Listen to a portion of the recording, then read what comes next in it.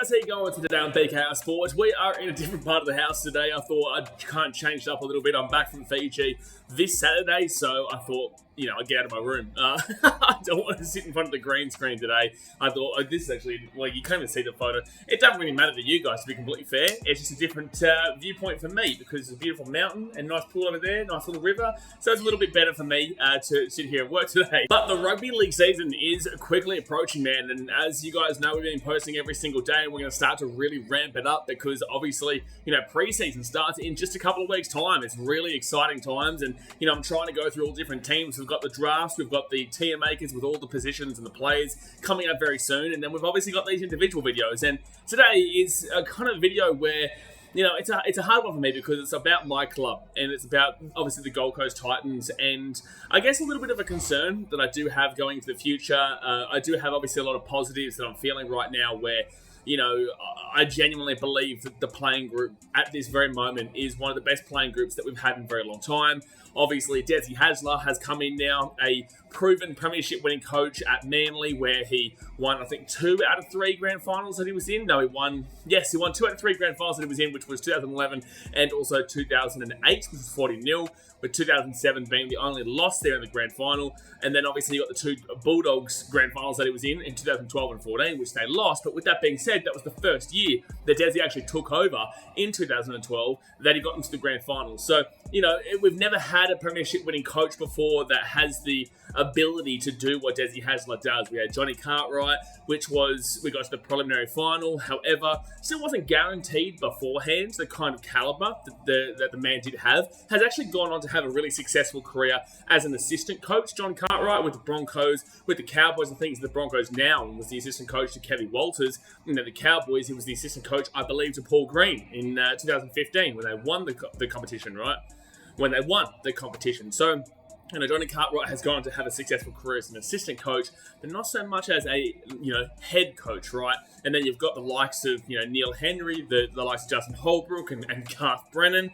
But the point of the matter is that throughout our tenure, since 2007, we've never had a bona fide head coach that has proved himself in the NRL before. So it is really exciting in regards to Desi Hasler for that very reason. Now, look, I'm not going to do a great, massive amount of, obviously, videos about the Gold Coast Titans on this channel because myself and Clarkie's Rugby League column, one of my best mates, we have a podcast together, which is the Gold Coast Titans Frontline podcast. It actually came out today, the first episode of this year, which I'm really excited to get back into. We speak for an hour every single week about all things Gold Coast Titans, women's, men's, feeder clubs, everything, right? So it's really exciting. But look, something that I've been, I think, a little bit concerned about. It has been something that's going on over and over in my mind. You guys know how passionate I am. I love this club. I love this community.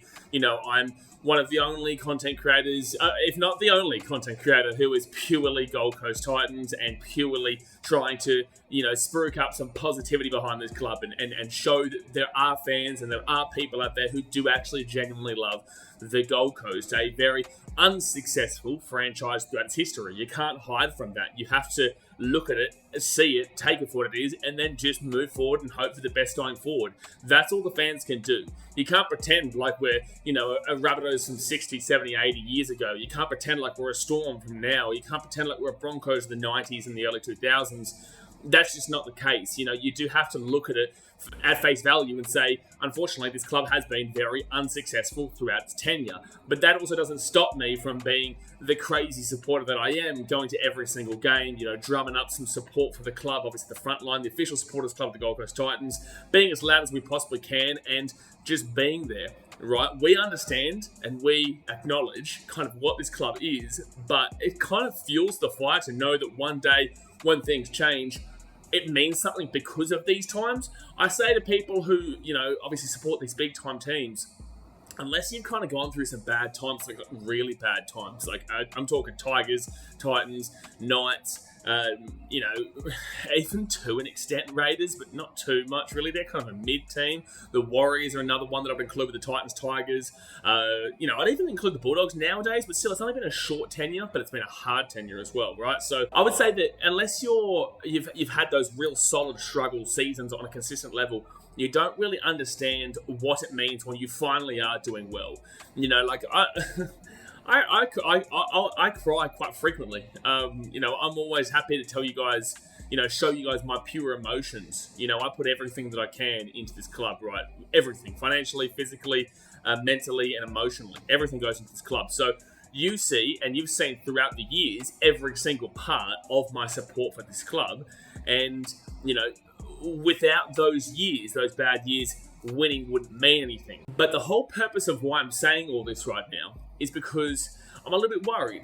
I'm a little bit worried that if this isn't done right, and if Desi doesn't work out, I believe he does. If this playing group doesn't work out, I believe they do. But if it was to not work out, where to next for the Gold Coast? You know what I'm saying? Like, where to next? We all know about the past where, we've had the Seagulls, we've had the Chargers and whatnot that are nothing affiliated with the Titans just by, location, right? Now, I've spoken to Rebecca Russell and I've spoken to Daryl Kelly and their partners, and I know them. I see them obviously quite frequently. And, I remember specifically last year, or maybe the year beforehand, I shouldn't say specifically because last year, the year beforehand, I was talking to him after a game, and, I was quite emotional. I was like, we're hearing about the Bears thing again. We're hearing the club could be on its way out, and I was quite upset, and I'm tearing up a little bit now. But Rebecca and Daryl, they really reassured that the club would remain. All right, so there's no worries in regards to that. They were very reassuring, and I love them as owners, man. There's no problems with that at all. But to have this excitement now, that is of a different kind of excitement to the past, where in the past we've had the excitement, but there's not really been any actual genuine backing behind it. It's just been kind of hopefulness. Now we have legitimate backing in that premiership proven success of Desi. We've got a good player from Kinapalasia coming into the team that has done so well with the Broncos, who made the grand final last year. We've got guys like Tino, Dave, Mwaki Fodawake, Bobby Firma coming back. All these guys, origin caliber, right? And then you go into, the back line. There's some very quality players there too. So, it should work out. But if it doesn't work out, you do have to think, like, how do you pick yourself up and go again? Me, of course, I'll pick myself up and go again. But you start to worry that there genuinely is something to do with the Gold Coast that just can't be successful. The slogan for a very long time has been the Gold Coast where sport comes to die. That's been something that has been spoken about for a very long time, and I just can't wait to get rid of that, man. The Gold Coast Suns have never been successful. They've never made the 8. The highest they've finished is 10th in their 12, 13 years of, existence. The Titans, we've made a preliminary final, but we've only won one finals game in our entire history, and that was in 2010 against the Warriors at Seabus Super Stadium, or Skill Park at the time. The Gold Coast Blaze, non-existent. The Gold Coast, who's the other team? The Gold Coast United, non-existent anymore. You've had plenty of teams over the years that unfortunately just haven't worked out here.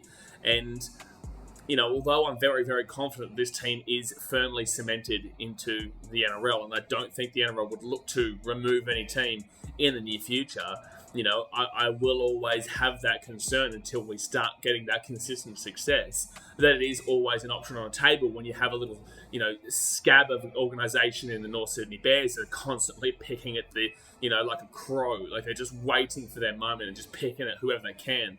It really is just something that is always on the back of your mind. So I feel like this is kind of, for me, a massive, massive last chance season here for the Gold Coast Titans. They need to be right here. They need this to be the one. They need Desi to be the right play. It was a bold play. It was a ballsy play. It was a great play. The club behind closed doors has been, it still obviously has work. But with that being said, much better than it has been in the past. We're looking to put this club on a trajectory of being successful. We've seen the women's team doing very, very well now. Made the grand final for the first time in our history. The point of the matter is that the club is starting to actually work out, but we need this to happen right now with Desi because we've got the team there. The team is there, but Desi needs to come in, work its magic, and prove that the Gold Coast isn't just like some cursed organisation. Because it feels like it. It does. You put everything. You put everything into it.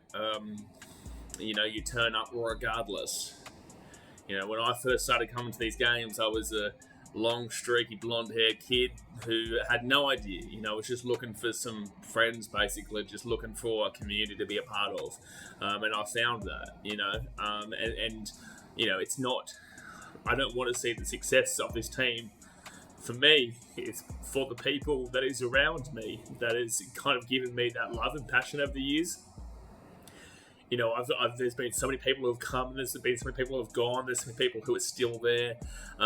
You know, there's a lot of people out there who do love this club, and you know, I want to see them happy. I want to see them have their moment, their time, because they've put in just the same amount of time and effort as me, just without the obviously content creation side of things. So yeah, it's emotional for me because obviously we are the laughing stock of the league. We are a team that has been very, very tough to support and is very, very easy to pick on from everybody else. But with that being said, you know, I stand by it regardless. You know, I know Clarkey does too, and I know so many people who, you know, aren't content creators and aren't putting their faces online that do back this club in through thick and thin. And they're the people that I want to look around at and see smiling, you know, when we actually go and do it, because that will actually make me happy. It's not a selfish thing for me.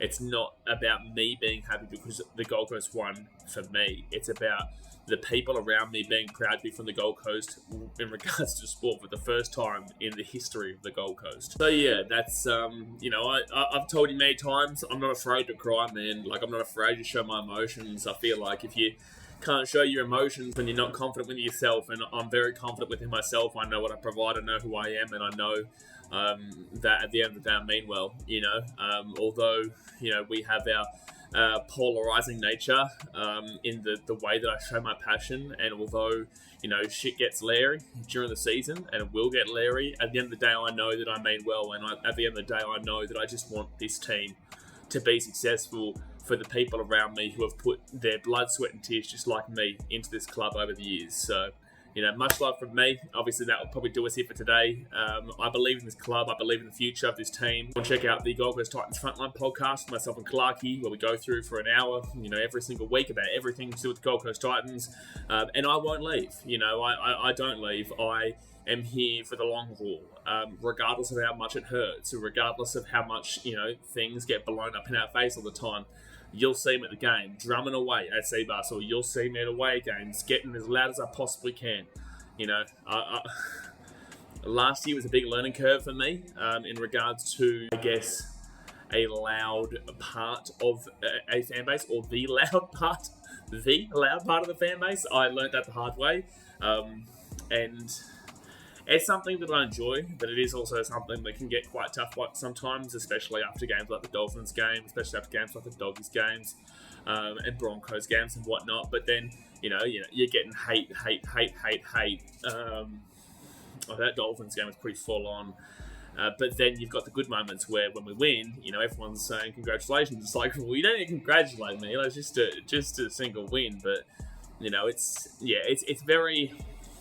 That's why at the end of the season I usually kind of go away for a bit of a month, because it just gets so crazy during the year, and expectations are at just a massive high. And when you're traveling week in, week out, man, it gets long and it gets mentally taxing sometimes. But at the end of the day, like I said, I'll always be here. I'll always back this club in. I'll always be supporting the club, and you'll always have someone. If you're a Titans fan, you'll always have someone to voice, you know, on behalf of the fans, and do my best to talk about how it is being a Titans fan.